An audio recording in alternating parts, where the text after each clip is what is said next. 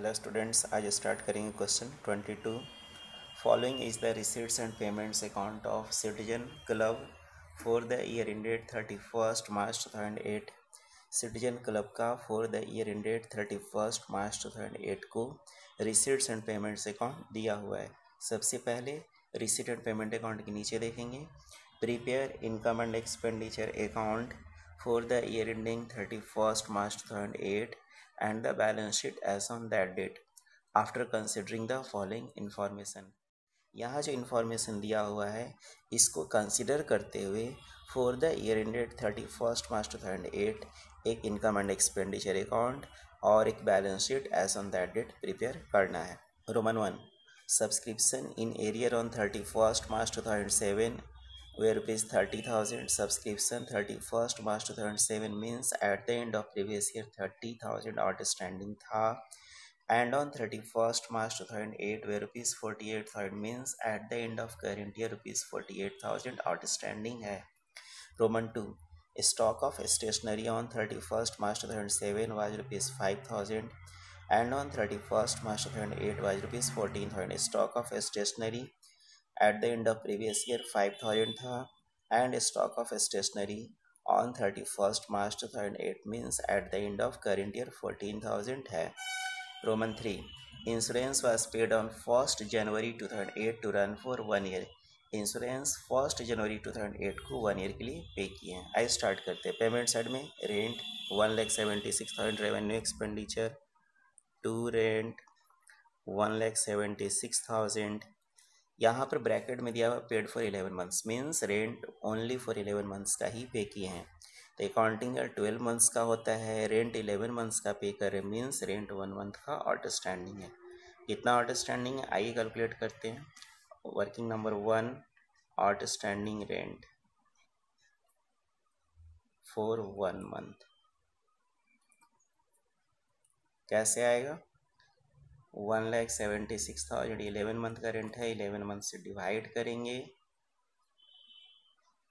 और 1 से मल्टीप्लाई करेंगे और ये आता है रुपीज़ 16,000 16,000। ये है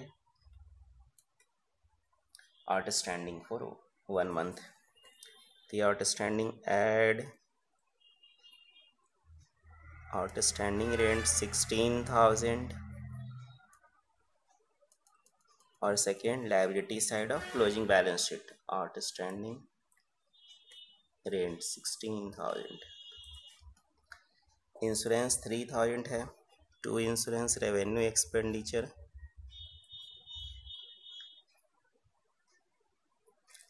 इसमें एडजस्टमेंट दिया हुआ है।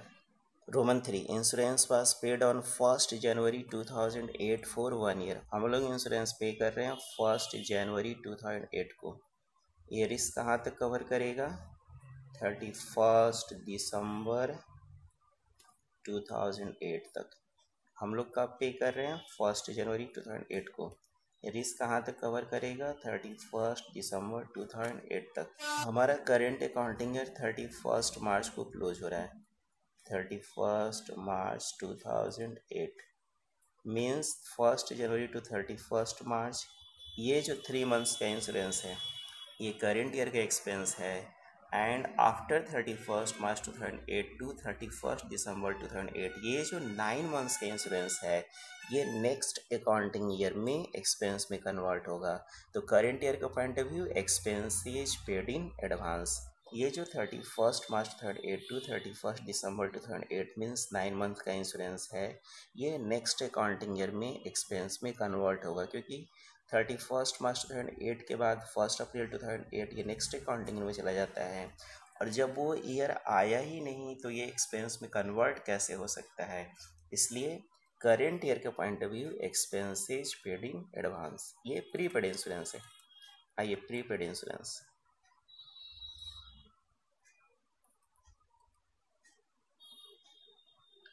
फॉर 9 मंथ्स कैसे कैलकुलेट करेंगे। 3,000 ये 1 ईयर का है बाय 12 मंथ्स इंटू 3 मंथ्स और ये आता है रुपीज़ 2,250। तो ये प्रीपेड इंश्योरेंस फर्स्ट लेस करेंगे, लेस प्रीपेड इंश्योरेंस 2250, और सेकंड ये asset side of closing balance sheet, prepaid insurance 2250. Salaries 2,64,000 revenue expenditure.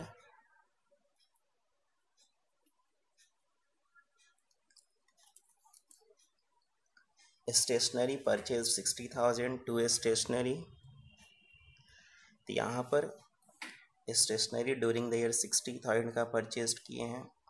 Beginning of current year on 31 मार्च 5,000 का स्टॉक ऑफ स्टेशनरी है. At the end of current year 31 मार्च 14,000 का stationery है. तो यहाँ पर स्टेशनरी कितने का कंज्यूम्ड हुआ, कैसे कैलकुलेट करेंगे? टू स्टेशनरी कंज्यूम्ड कैसे कैलकुलेट होगा?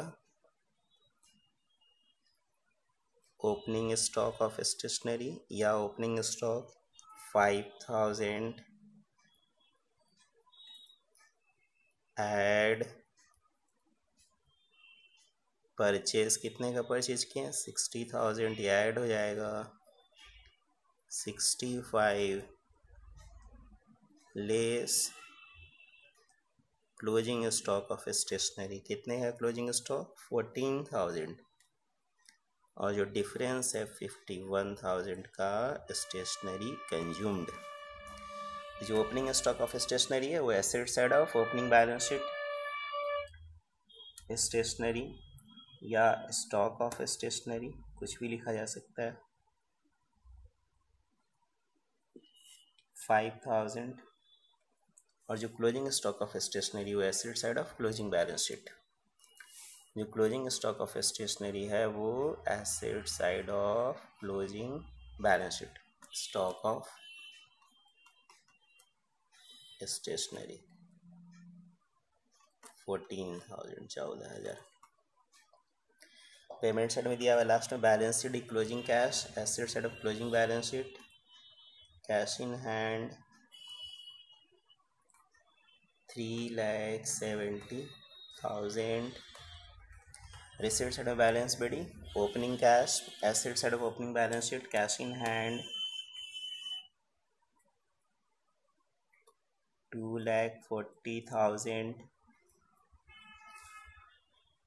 Subscriptions revenue income by subscription 5,80,000. Subscription इसमें लिखा हुआ ब्रैकेट में including ₹10,000 for 2008-9. Current accounting year 1 April 2007 को स्टार्ट हो रहा है. क्लोज कब हो रहा है? 31 मार्च 2008 को. मीन्स करेंट अकाउंटिंग ईयर क्या है? 2007-8. यहाँ पर जो सब्सक्रिप्शन रिसीव हुआ है उसमें 2008-9 का ₹10,000 इंक्लूड है. तो 8-9 तो नेक्स्ट अकाउंटिंग ईयर हो जाएगा.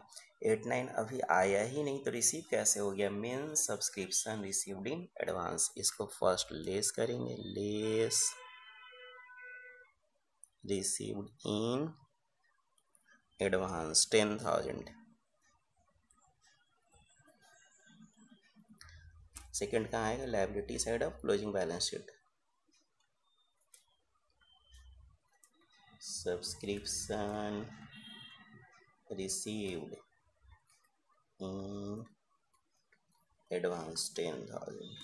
Adjustment 1, subscription in arrear on 31st March 2007 means at the end of previous year 30,000 outstanding था. फर्स्ट लेस करेंगे, less outstanding of previous year 30,000, और सेकेंड ये कहाँ आएगा? Asset side of opening balance sheet. Outstanding subscription 30,000, 30,000. Subscription at the end of current year 31 मार्च 8 को कितना outstanding है? 48,000. ये ऐड हो जाएगा, add outstanding of current year, और सेकेंड कहाँ आएगा? Asset side of closing balance sheet.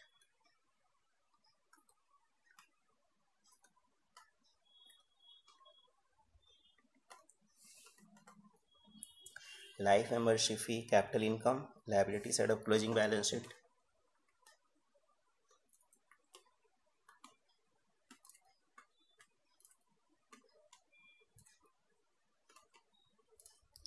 Amount है इसका 25,000. Interest on investment revenue income,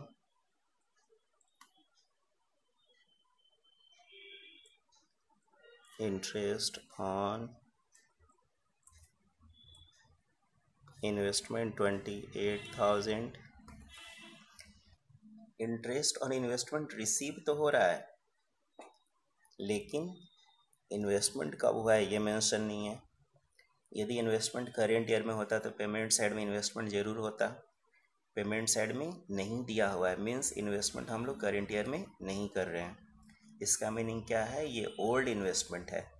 तो यहाँ पर वैल्यू ऑफ इन्वेस्टमेंट कितना है ये एडिशनल इन्फॉर्मेशन में नहीं दिया हुआ है. लेकिन इंटरेस्ट ऑन इन्वेस्टमेंट के नीचे रिसीट साइड में लिखा हुआ है @ 7% per annum for full year. Means यहाँ पर इन्वेस्टमेंट के ऊपर @ 7% पर एनम इंटरेस्ट अर्न हो रहा है, और वो भी 1 ईयर का ही इंटरेस्ट अर्न हुआ है, 1 ईयर का इंटरेस्ट रिसीव हुआ है. तो वैल्यू ऑफ इन्वेस्टमेंट कितना रहा होगा ये हम लोग कैलकुलेट करना पड़ेगा. तो आइए working three, value of investment कैसे आएगा.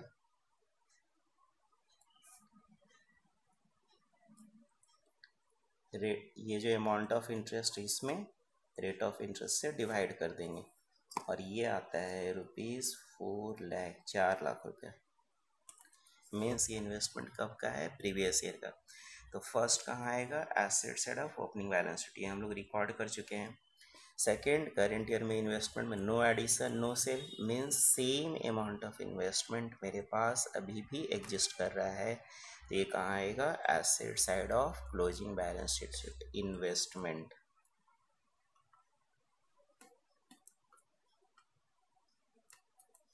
4 लाख. Question complete. अब हम लोग बैलेंसिंग करेंगे. इधर आ रहा है 6,75,000, 6,75,000 ये कैपिटल फंड,